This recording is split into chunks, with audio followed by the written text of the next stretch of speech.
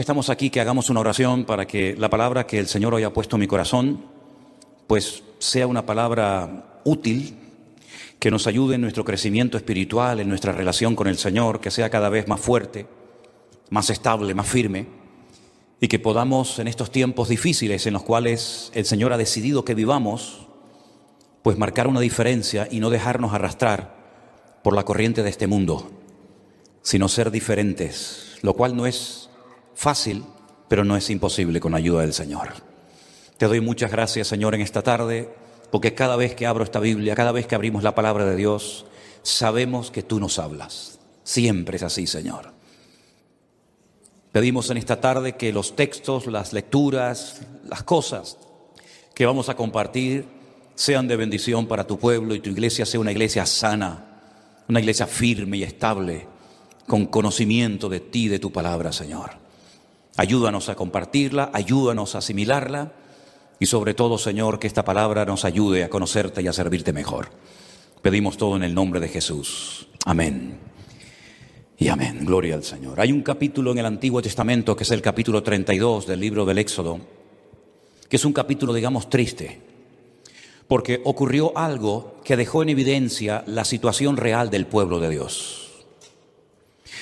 Yo tengo una frase que suelo utilizar muy a menudo cuando hablo con gente y cuando comparto, y es que yo trabajo con realidades, no con cosas que me gustaría, ¿no?, sino con realidades.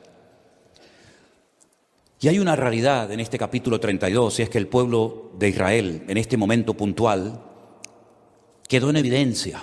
No era tan maduro como se suponía que eran. No estaban tan firmes y tan bien establecidos en el Señor como se esperaba de ellos en este momento. Cometieron un pecado terrible, terrible, que trajo consecuencias muy graves al pueblo. Miles de personas murieron. Y hay un antes y un después, y no es un tópico esta frase, ¿saben? Yo sé que a veces se utiliza esto con mucha facilidad, pero créanme que hay un antes y un después en la historia del pueblo de Israel, incluso de una de las tribus que ahora vamos a ver a raíz de este acontecimiento. Yo voy a leer todo el capítulo, porque a veces veo que muchas veces se pellizca, ¿no? Se leen 4 o 5 versículos y como que nos olvidamos del contexto. No, vamos a leer todo el capítulo. En Éxodo 32 dice que viendo el pueblo que Moisés tardaba, quédense con ese detalle, viendo el pueblo que Moisés tardaba en descender del monte, se acercaron entonces a Aarón y le dijeron: levántate, haznos dioses que vayan delante de nosotros, porque a este Moisés, el varón que nos sacó de la tierra de Egipto, no sabemos qué le haya acontecido. Y Aarón les dijo: apartar los zarcillos de oro que están en las orejas de vuestras mujeres, de vuestros hijos, de vuestras hijas, y traédmelos. Fíjate, todo en género femenino. Pero sin embargo el verso 3 dice que todo el pueblo, incluido hombres y mujeres, apartó los zarcillos de oro que tenían en sus orejas y los trajeron a Aarón. Y él los tomó de mano de ellos y le dio forma con buril e hizo de ello un becerro de fundición. Entonces dijeron: Israel, estos son tus dioses que te sacaron de la tierra de Egipto. Solamente como dato, ¿no? Cuando dice estos son tus dioses, emplean la palabra Elohim, uno de los nombres de Dios, el primero que aparece en la Biblia, ¿no? Estos son tus Elohim, estos son tus dioses. Viendo esto, Aarón edificó un altar delante del becerro y pregonó a Aarón y dijo: mañana será fiesta para Jehová, para el Señor. Y al día siguiente madrugaron y ofrecieron holocaustos y presentaron ofrendas de paz. Y se sentó el pueblo a comer y a beber y se levantó a regocijarse. A regocijarse.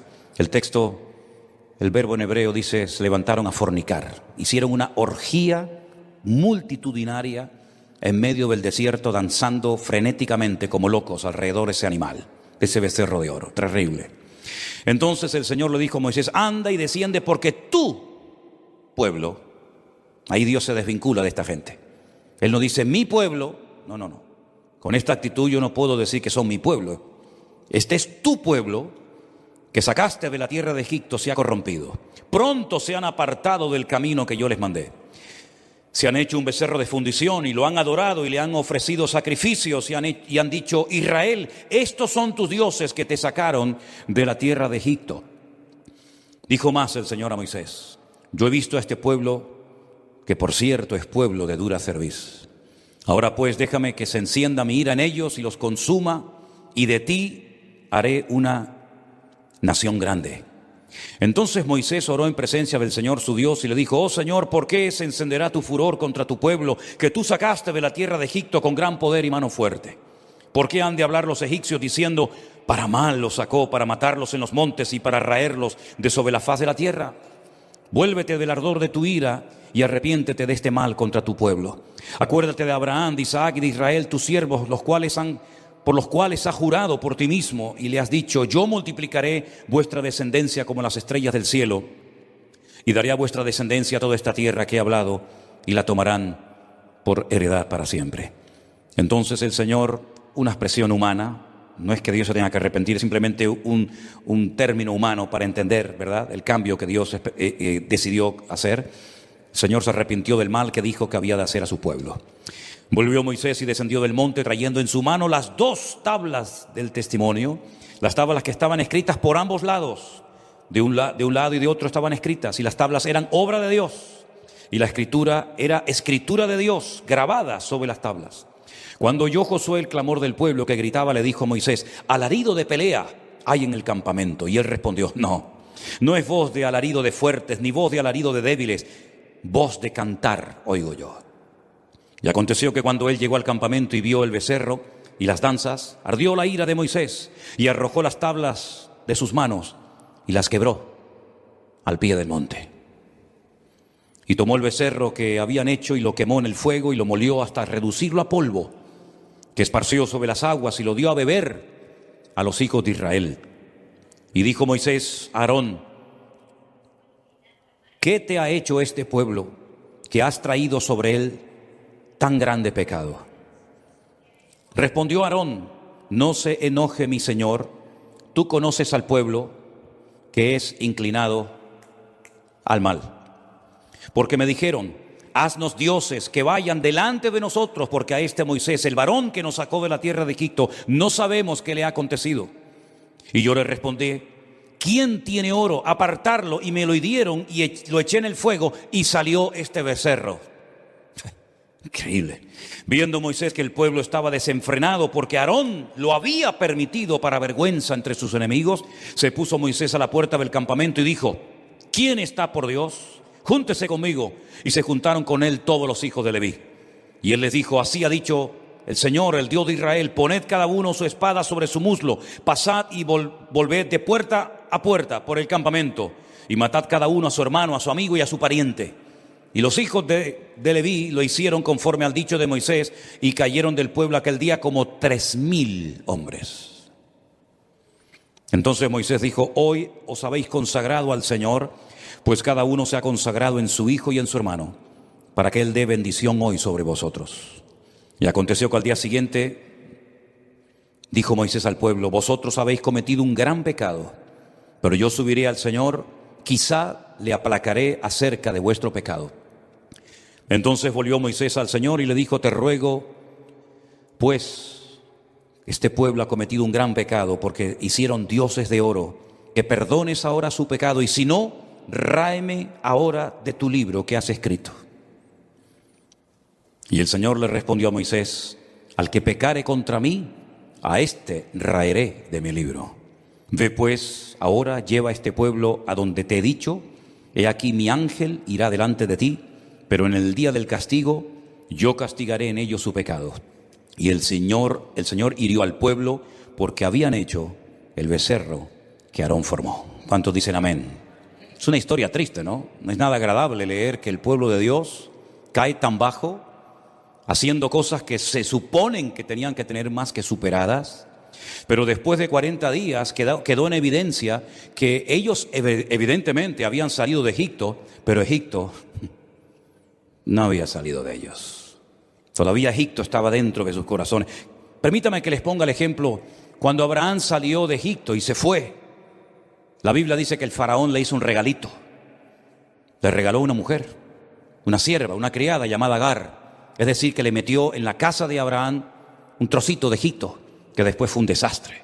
Y todos sabemos las consecuencias de aquel regalito que Abraham aceptó. Exactamente igual le ocurre ahora al pueblo de Israel. Han visto la mano de Dios. Ningún pueblo sobre la faz de la tierra ha visto ni verá jamás los milagros que este pueblo vio. Milagros únicos e irrepetibles. Nunca más Dios volvió a abrir el mar para nadie, para ninguna iglesia, ningún profeta, ningún apóstol, ningún discípulo. Nadie abrió un mar para que millones de personas pasaran por en medio como si fuera tierra seca. Dios lo hizo por ellos. Los milagros que el Señor hizo en Egipto jamás los ha hecho por ningún pueblo, ni los hará por ningún otro. Algunos de esos milagros se volverán a ver en el período que conocemos, el tiempo de angustia de Jacob o la gran tribulación, según nos cuenta el Apocalipsis. Egipto quedó totalmente desmantelado, incluso hasta sin heredero. Los dioses que guardaban supuestamente las aguas, los animales, los árboles, las cosechas de Egipto no sirvieron absolutamente para nada. Todos quedaron humillados. Fue un desastre lo que pasó en Egipto. Y aquella nación por la cual nadie daba ni un centavo, lograron salir con mano poderosa porque el Señor los sacó. Y los sacó con un propósito, no solamente para humillar a los enemigos, no solamente para que el faraón quedara bien claro de que no servía para nada y que no era el hijo del dios Ra, el dios del sol, ni mucho menos, sino que los sacó con el propósito de conducirlos por la península del Sinaí y llevarlos a una tierra llamada Canaán, Israel. La tierra que fluye leche y miel, tierra que estaba habitada por 7 naciones que se habían metido en un territorio que no les había correspondido en heredad. Por ejemplo, para mencionar uno de estos pueblos, los filisteos no eran de Canaán, los filisteos eran de la isla de Creta, que navegaron hasta la costa de Israel y se apropiaron de 5 ciudades, como ya les he dicho en otras ocasiones. Así que ellos salieron con un propósito. El desierto iba a ser una etapa transitoria entre Egipto y Canaán. Una escuela, un taller. Hay un libro en el Antiguo Testamento que nosotros lo tenemos como el libro de Números. En hebreo se llama Bamidbar, significa en el desierto. Y en medio de la palabra Bamidbar aparece la raíz Dabar, que significa hablar. Luego en hebreo Bamidbar, en el desierto. Otra lectura es el lugar donde Dios te va a hablar, el lugar donde Dios te va a tratar. Y efectivamente así fue. La ley no la recibieron en Egipto. Los 613 mandamientos de la Torá no los recibieron en Canaán, sino los recibieron en ese punto intermedio que se llamó el desierto. Moisés tiene que subir a lo alto de una montaña y está 40 días en comunión con Dios. Y durante esos 40 días Dios con el poder de su palabra escribió en tablas los 10 mandamientos, aparte de otros muchísimos mandamientos e instrucciones que le dio para que cuando descendiera del monte los compartiera con el pueblo de Israel, para que ellos supieran cómo comportarse cuando llegaran a la tierra prometida. Y en vez de dejarse arrastrar y asimilarse a las costumbres de los pueblos paganos, ellos conquistaran no solamente la tierra físicamente hablando, sino espiritualmente hablando también. Y así como en Egipto el enemigo fue derrotado, que también derrotaran al enemigo en Canaán. Y por eso le dio leyes a los agricultores, a los ganaderos, a las viudas, a los solteros, a los sacerdotes, a todo el mundo le dio leyes para que supieran cómo comportarse. Les explicó cómo se tenían que hacer los sacrificios, cómo se tenía que construir el tabernáculo, en qué dirección geográfica tenía que estar, quién tenía que montarlo, quién tenía que desmontarlo, qué animales servían, qué animales quedaban totalmente descartados, etcétera, etcétera. Son 613 mandamientos, las mismas semillas que tiene una granada en Israel, para que recuerden cada vez que se coman una granada que hay 613 mandamientos en la Torá, en lo que llamamos el Pentateuco, el Humash. Y Moisés está en el monte Sinaí recibiendo todas esas instrucciones, todas esas palabras. De hecho, hay un libro que se llama Devarim, que significa las palabras que Dios le dio a Moisés en el desierto, o Deuteronomio. En esos 40 días el pueblo no supo comportarse. Al faltar el liderazgo, al faltar la cabeza, al faltar Moisés, el varón de Dios, el pueblo se desenfrenó y salió lo que llevaban dentro. Y es que tarde o temprano saldrá lo que llevamos dentro de nuestras vidas. El Señor dice que de la abundancia del corazón, ahí está. No es nada nuevo la enseñanza que les estoy dando. Tocaron fondo. Y el que permitió y el que consintió todo esto fue nada más y nada menos que el hermano del pastor, Aarón, que encima era el hermano mayor de Moisés. Los 3 hermanos, Aarón, Moisés o Miriam y Aarón y Moisés el pequeño. Y él dice que iban a hacer una fiesta para el Señor. ¿Pero qué fiesta le van a hacer al Señor? Si el Señor no va a estar presente en ese acto, en ese escándalo, en esa vergüenza que van a hacer en medio del desierto, dándole forma, no es que tiraron el oro, como él decía, al fuego y salió el becerro, no. Tú le diste forma, tú fuiste copartícipe de este relajo, de este desorden, y os estáis comportando exactamente igual que como se comportaban los egipcios, a los cuales el Señor derrotó y a los cuales el Señor humilló, y quedó bien claro que Dios no acepta este tipo de culto, que Dios no acepta este tipo de manifestaciones de la carne. ¿Y cuántas veces en las iglesias se confunden manifestaciones de la carne con el mover del Espíritu Santo? No, déjenlos, está bajo el Espíritu de Dios. No, está bajo el Espíritu, pero no precisamente el de Dios. Pero hay tan poco discernimiento hoy en día en las iglesias y en el ministerio, que muchas veces se manifiestan endemoniados y creen que es el Espíritu Santo el que está hablando y moviéndose en las personas. Y cuántas falsas profecías y cuántos falsos moveres, falsas unciones que no vienen del corazón de nuestro Dios se mueven hoy en día, y encima se les aplaude, y eso es lo que la gente quiere. Esto fue lo que pasó en el desierto. No dieron la talla, hicieron el ridículo, cayeron muy bajo, y ellos querían un liderazgo. Y esos líderes iban a ser aquellos becerros, porque no fue uno, realmente fueron 2 becerros los que se levantaron, y querían que ellos los llevaran otra vez, ¿a dónde? A Egipto, atrás, al pasado. Cuando el Señor le dijo, nunca más vuelvan a andar por ese camino, nunca más vuelvan a Egipto, porque yo les he sacado para que nunca más tengan por qué volver a ese país donde yo demostré mi poder y mi gloria y mi autoridad.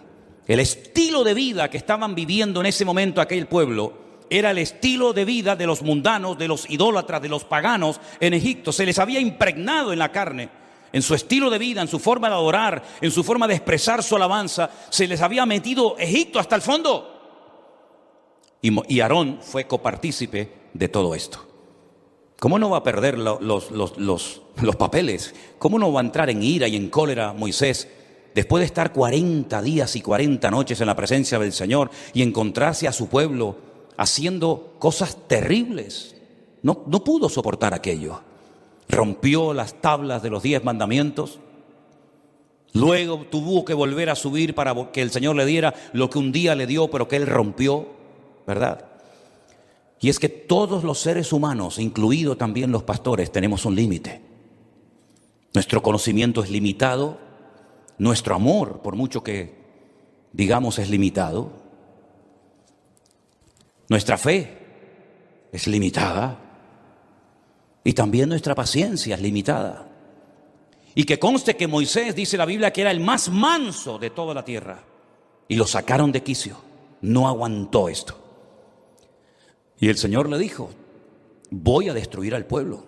No voy a tolerar que mi pueblo haga esto y que me provoquen a ira. Así es que no te preocupes, los voy a arrasar a todos, pero haré de ti una nación grande. Y entonces Moisés es cuando entra, si me permiten, en negociaciones con su Dios. Y le dice, no, Señor, ¿qué van a pensar los pueblos cuando oigan que tú no fuiste capaz de introducirlos en la tierra prometida? Recuerda, Señor, lo que le prometiste, lo que le juraste por ti mismo a tu siervo Abraham, a Isaac, a Jacob. Aunque él menciona el nombre Israel. No, Señor, no hagas esto. Y el Señor, por la oración de intercesión de Moisés, salvó a toda una nación, salvó al pueblo de Israel. Porque es que la oración tiene un poder extraordinario, queridos hermanos. Increíble, increíble. Si en vez de perder el tiempo en discusiones y en tonterías, invirtiéramos y nos ocupáramos más en orar y en buscar la presencia del Señor, otro gallo cantaría. El Señor al final le dice que Él no va a ir con ellos. Bueno, no los voy a destruir, pero yo no voy a ir más con ustedes. Y entonces otra vez entra Moisés en una tremenda negociación con Dios, diciéndole, y se para delante de Dios y le dice, si tú no vas conmigo, yo de aquí no me muevo. Y otra vez el Señor le dice, está bien, voy a ir con ustedes, voy a ir contigo. Qué tremendo, ¿verdad? Qué conocimiento de Dios. Cómo se movía este hombre en la presencia del Señor con una libertad extraordinaria. Pero en varias ocasiones lo llevaron hasta el extremo y terminó en una ocasión, como hemos leído en esta noche, rompiendo nada más y nada menos que la mismísima obra de Dios, porque no aguantó la presión. Dios nos está enseñando a nosotros los cristianos en este último tiempo a saber comportarnos bajo presión. Y muchos cristianos todavía no han aprendido que la presión va a ir en aumento. Y muchos cristianos no se percatan que la vida cristiana no solamente consiste en tener muchísimos privilegios, que gloria a Dios los tenemos, sino también en compromisos y en responsabilidades. Y uno de ellos es demostrarle al mundo, a nosotros mismos y a nuestro Dios, que nosotros sabemos trabajar con dinero o sin dinero, con muchos o con poco, o con la iglesia vacía y cerrada. Demostrarle al Señor, a nosotros mismos y al mundo, que nosotros no necesitamos aplauso ni de reconocimiento de nadie, sino que somos capaces de sacrificarnos y de esforzarnos por nuestro Dios en cualquier circunstancia, en cualquier lugar, con presión, con aplausos, con traiciones o con lo que sea. La iglesia del Señor ha aprendido a caminar en victoria en medio de las circunstancias de la vida. ¿Cuántos dicen amén? ¿Cómo hubiéramos actuado nosotros si hubiéramos estado solos en el desierto, sin liderazgo, sin cabeza? Porque dicho sea de paso, los que se quedaron en lugar de Moisés, la verdad es que no valía mucho que digamos. Fíjate el hermano de Moisés cómo era. Fue el que consintió, fue el que permitió para tener contento al pueblo, ¿verdad? Fue incapaz de decir, no, nosotros no vamos a hacer eso. Hay que aprender a esperar, porque una de las lecciones que el Señor nos está enseñando en este tiempo es aprender a esperar. Si mi hermano hubiera muerto y ya el Señor se lo hubiera llevado a su presencia, el Señor nos lo habría dicho. Así que aprendamos a esperar tranquilamente, a gozarnos en la espera, que ya vendrá, no se preocupen. Y efectivamente Moisés no había muerto. Moisés apareció, pero cuando apareció, lamentablemente, el pueblo estaba totalmente fuera de control. La lectura bíblica que se leyó esta tarde, nuestro hermano Rafael la leía en el Evangelio según San Mateo. Es muy interesante porque ahora no encontramos a un hombre en la montaña hablando con Dios, sino ahora encontramos nada más y nada menos que al Señor Jesucristo en una montaña tenían comunión con el Padre. Y ese es el famoso relato del monte de la transfiguración. La tradición dice que el monte Tabor, monte muy bonito, es donde el Señor Jesucristo decidió transfigurarse, transformarse, ¿verdad? Y comenzar a enseñarle a 3 de sus discípulos, a 3 testigos, Pedro, Jacobo y Juan, parte de su gloria. Y no solamente parte de su gloria, sino además se presentaron 2 personajes muy interesantes, y uno de ellos era Moisés, para que después digan que Moisés no entró en la tierra prometida. Sí, Moisés entró en la tierra prometida, pero no cuando él quiso, sino cuando el Señor quiso. Y también se presentó el profeta Elías. Y allí por segunda vez se vuelve a oír la voz audible de Dios. Pocas veces, créanme, pocas veces, si no hagan el esfuerzo en estos próximos días o meses de buscar en la Biblia cuántas veces Dios se ha dejado oír audiblemente. Y no han sido muchas, En el día que bautizaron al Señor Jesucristo en el río Jordán, Juan el Bautista, ¿se acuerdan? Dice la Biblia que Dios dijo, este es mi Hijo amado en el cual tengo complacencia. Y se oyó la voz audible del Padre. Y ahora se vuelve a oír en el monte de la transfiguración. El mismo Dios, la misma expresión, este es mi Hijo amado, al que yo he señalado, al que yo he escogido, en el cual deposito toda mi confianza, lo avalo, lo apoyo. En Él está mi gozo y mi deseo cumplido.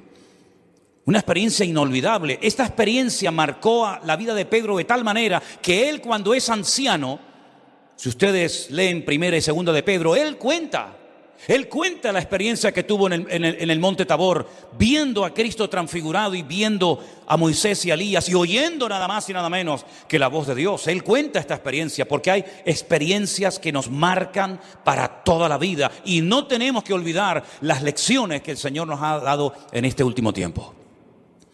¿Cuándo bajan de la montaña? Porque la realidad no era vivir permanentemente en la montaña. No se olviden que de los 12 discípulos, 3 solamente habían subido al monte con el Señor a orar y los 9 restantes se habían quedado abajo. Y vamos a leer lo que no se ha leído esta tarde, que estaba ocurriendo al pie de la montaña. Y parece que hay como un paralelismo, parece que hay algo muy similar, más o menos, entre lo que hemos visto Moisés en la presencia de Dios y el pueblo abajo en el valle totalmente descontrolado, y ahora vemos al Señor Jesucristo en el monte orando, mientras que abajo en el valle está sucediendo algo nada agradable, y por supuesto para los discípulos. Cuando llegaron al gentío, versículo 14, vino a él un hombre que se arrodilló delante de él diciendo: Señor, ten misericordia de mi hijo, que es lunático y padece muchísimo, porque muchas veces cae en el fuego y muchas veces en el agua. Y este encuentro de Jesús con este padre desesperado lo relata no solamente Mateo, sino que también lo relata Marcos en el capítulo 9 y Lucas también en el capítulo 9 para aportarnos más información. Y yo lo he traído a tus discípulos, pero no lo han podido sanar. Así como el pueblo de Israel al pie del monte Sinaí no dio la talla, no supo comportarse correctamente, ahora son los discípulos de Cristo los que no están actuando correctamente. Se les ha escapado el problema de las manos y no han sabido solucionarlo. Ya ellos llevaban tiempo con el Señor. Estos discípulos que se quedaron al pie de la montaña, estos 9, y allí estaba Santiago, ¿verdad? El otro, allí estaba Bartolomé, allí estaba Felipe. Ya ellos habían visto cómo el Señor trataba a los enfermos, cómo el Señor echaba fuera demonios, cómo el Señor resolvía los problemas. Por lo tanto, ya tenían un nivel de experiencia, un nivel supuestamente de madurez que les capacitaba y les podía permitir solucionar el problema que se les presentó, pero no supieron. Y no hay nada peor para un cristiano hoy por hoy que no sepa cómo resolver el problema en el cual el Señor ha permitido que te encuentres. Y llegará el momento, y el momento está llegando, si no lo han visto es que algunos están ciegos, que el Señor nos está mostrando que ya no se puede depender de los pastores, ni de los profetas, ni de los apóstoles, sino que hay que aprender a depender única y exclusivamente de Dios. Y cuanto antes lo aprendamos, mejor que mejor. La gran desgracia de muchos cristianos es que se convirtieron al pastor y no al Señor del pastor. Y conocen más de la iglesia del Señor que del Señor de la iglesia. Y conocen tal vez algo de la Biblia del Señor, pero no del Señor de la Biblia. Y en este momento los discípulos han hecho el ridículo. No han sabido solucionar un problema. ¿Tú sabes cómo se solucionan tus problemas económicos? Porque a mí me llaman todos los días de todas partes del mundo para que les diga cómo tienen que resolver sus problemas económicos, cómo tienen que solucionar sus problemas ministeriales, cómo tienen que arreglar sus problemas matrimoniales. Centenares de personas. Y yo digo, pero Dios mío, ¿qué se ha enseñado en los últimos años al pueblo de Dios? Que ahora que ha llegado el momento de la verdad, ¿dónde está la fe de la iglesia? ¿Dónde está el discernimiento del pueblo de Dios? ¿Dónde está el conocimiento supuesto que tenía que tener la iglesia? ¿Dónde está todo eso? ¿De qué han servido los cientos y cientos y miles de sermones que algunos hermanos han oído en los últimos años? 1500 y pico sermones tenemos nosotros, solamente nosotros, en nuestro canal de YouTube. 1500 sermones. Cientos de devocionales, cientos de estudios. ¿Y de qué ha servido todo eso? Los discípulos no saben cómo actuar con un muchacho que tiene un espíritu que lo quiere matar, con un padre que ha venido con toda la ilusión y con toda la fe del mundo y ahora se lleva una desilusión tremenda, porque los que supuestamente saben cómo resolver los problemas a la hora de la verdad no saben nada. No fueron a los escribas, no fueron a los fariseos. Este padre no llevó a una sinagoga a su hijo, no lo llevó para que el sumo sacerdote Anás o el otro Caifás le ayudara, porque él sabía perfectamente que el liderazgo de Israel en aquel tiempo estaba corrupto, era un desastre, era igual o peor que el sacerdocio en los tiempos del sacerdote Elí, ¿se acuerdan? Con sus hijos Ofni y Fines, que eran un desastre en Primera de Samuel. Él no va a esa gente. Él ni siquiera llevó a su hijo al estanque de Betesda, donde se decía que un ángel de vez en cuando venía y movía el agua y el primero que se zambullía quedaba sano. No, él fue a donde estaba Jesús. Pero al ver que no estaba el Señor, no se desanima. No dice, bueno, si no está el Señor, cojo y me voy. No, porque Él da por cierto que los hombres que viven pegados al Señor saben cómo actuar, porque para eso son sus discípulos. Podía haber dicho, no, ustedes no, yo no pongo a mi hijo en las manos de ustedes porque ustedes, yo no me fío de ustedes, porque ustedes no saben. No, el hombre se queda, el hombre no se va. Y el hombre pone a su hijo en manos de los discípulos para que lo ayuden, pero se lleva una desilusión, porque se da cuenta de que los discípulos no saben cómo resolver este problema. Tú imagínate que venga gente a la puerta de tu casa, que te llame gente por teléfono, que te escriba pidiendo ayuda y que tú no sepas a estas alturas de tu relación con Cristo qué versículo, qué palabra, qué oración, qué hacer para poder ayudar a una pobre persona endemoniado, enfermo, desesperado. Y es lo que le está pasando a muchos cristianos, porque se han hecho tan dependientes. Y entonces este hombre le dice al Señor: ten misericordia de mi hijo. Yo lo he traído a tus discípulos, pero no lo han podido sanar. Entonces Jesús, esta expresión fuerte: oh generación incrédula y perversa, ¿hasta cuándo he de estar con vosotros? ¿Hasta cuándo os he de soportar? ¿A quién le dijo el Señor esto? ¿Al Padre? ¿Encima? ¿Echarle una bronca a un hombre que ha venido con toda la ilusión y con toda la fe del mundo? No. Mi opinión personal, yo creo que el Señor le está diciendo a sus discípulos: ¿hasta cuándo? ¿Hasta cuándo, Pedro? ¿Hasta cuándo, Bartolomé? ¿Hasta cuándo, Felipe? Si me voy una hora a orar al monte y una situación que tenían que saberlas solucionar perfectamente, ¿no habéis sabido? ¿Pero esto qué es? ¿Hasta cuándo tengo yo que estar entre ustedes? Si ya no han aprendido, no han visto cómo hago, cómo no hago, cómo ministro, cómo oro, cómo reprendo. ¿No saben ya todo esto? ¿Esto qué es? ¿Una escuela o esto qué es?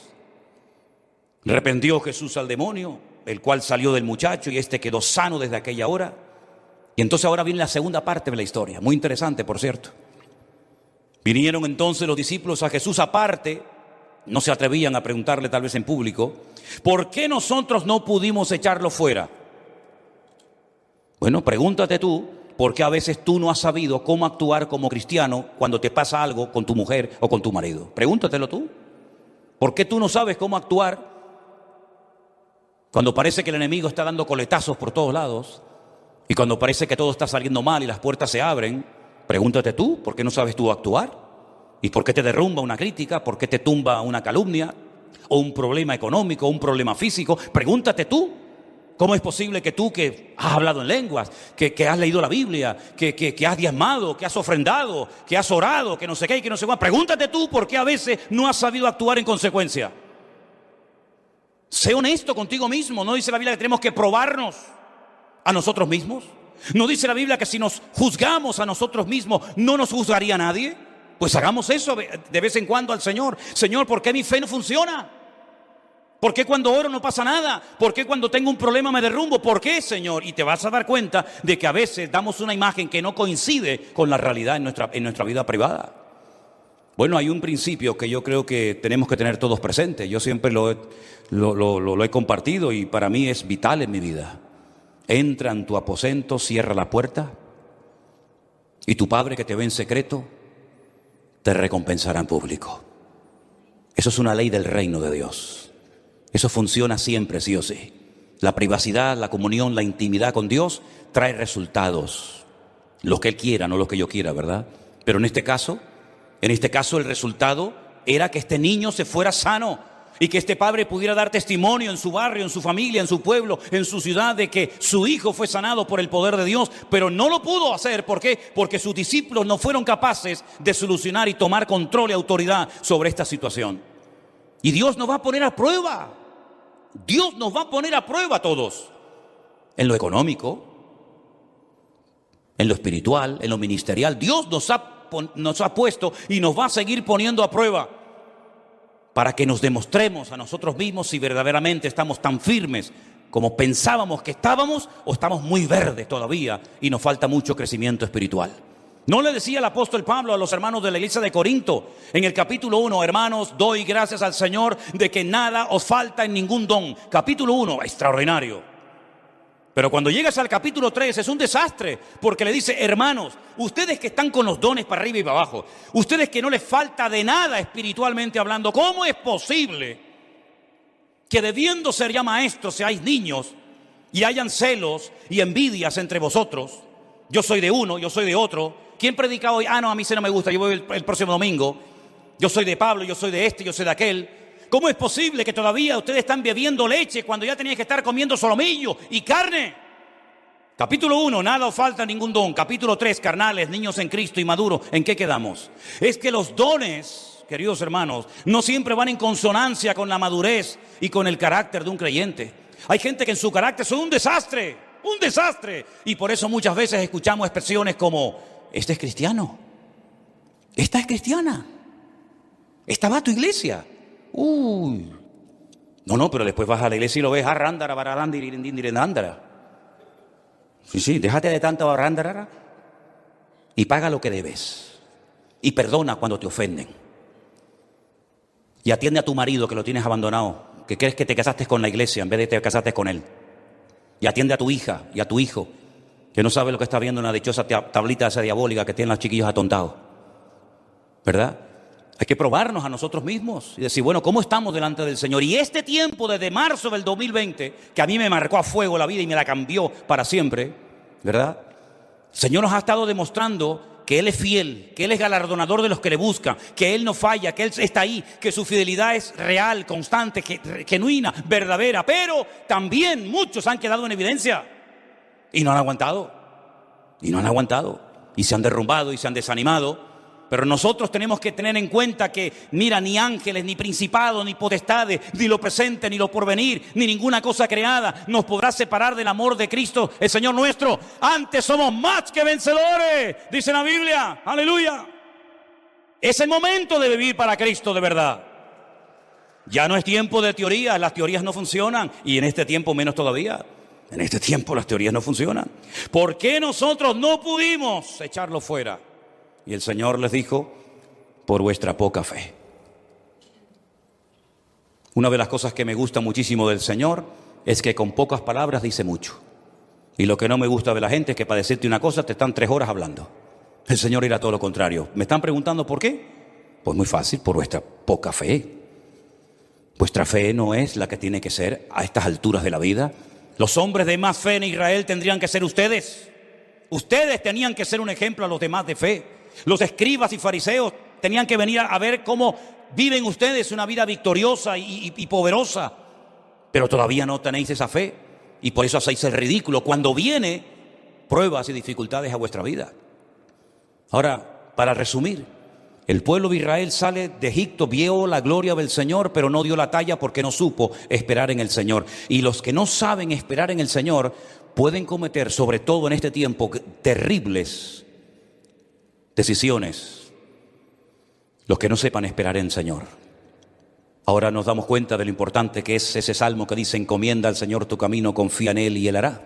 Espera pacientemente en el Señor, ¿verdad? Deleítate a sí mismo en el Señor y Él te concederá las peticiones de tu corazón, etcétera, etcétera. Aprender a esperar. No supieron esperar, cometieron el peor error de su vida, querer volver al pasado, querer volver a Egipto y además hacerse con 2 becerros de oro, que eso fue una abominación y una herejía contra el Señor.